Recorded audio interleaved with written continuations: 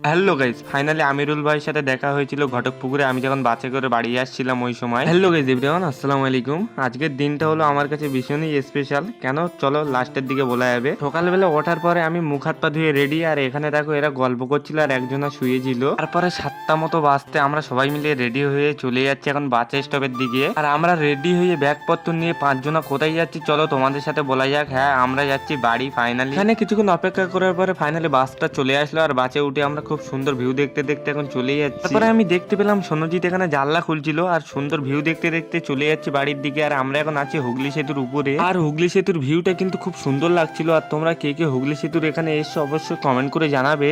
আর আমি কিন্তু শিয়ালদা থেকে নেমে মালঞ্চর বাস ধরেছিলাম, কিন্তু আমি ওই ভিডিওটা করতে পারিনি ওই সময়। পরে ঘটকপুকুরে আসার পরে দেখলাম আমিরুল ভাইয়ের সাথে দেখা, আর পার্সোনালি ভাইয়ের ভিডিও কিন্তু আমার খুব ভালো লাগে দেখতে। পরে কিছুক্ষণ অপেক্ষা করার পরে ফাইনালি চলে আসলাম আমাদের মালঞ্চ বাজারে। তারপরে এইদিকে ওদিকে ঘোরাফেরা করে আমি আর প্রকাশ চলে এসেছিলাম একটা মিষ্টির দোকানে মিষ্টি নেওয়ার জন্য। তারপরে মিষ্টি নেওয়া হয়ে গেলে দেখলাম প্রকাশ ও মিষ্টি নিচ্ছে এখান থেকে। তারপরে মালঞ্চ থেকে সবাই টোটো ধরে এখন চলে যাচ্ছি বাড়ির দিকে। আর কিছুক্ষণ অপেক্ষা করার পরে ফাইনালি চলে আসলাম বাড়িতে। আর আজকের ভিডিওটা তোমাদের কাছে কেমন লেগেছে অবশ্যই কমেন্ট করে জানাবে, আর ভালো লাগলে একটা লাইক করে দেবে, আর ভিডিওটা ভালো লাগলে ফলো করে দেবে।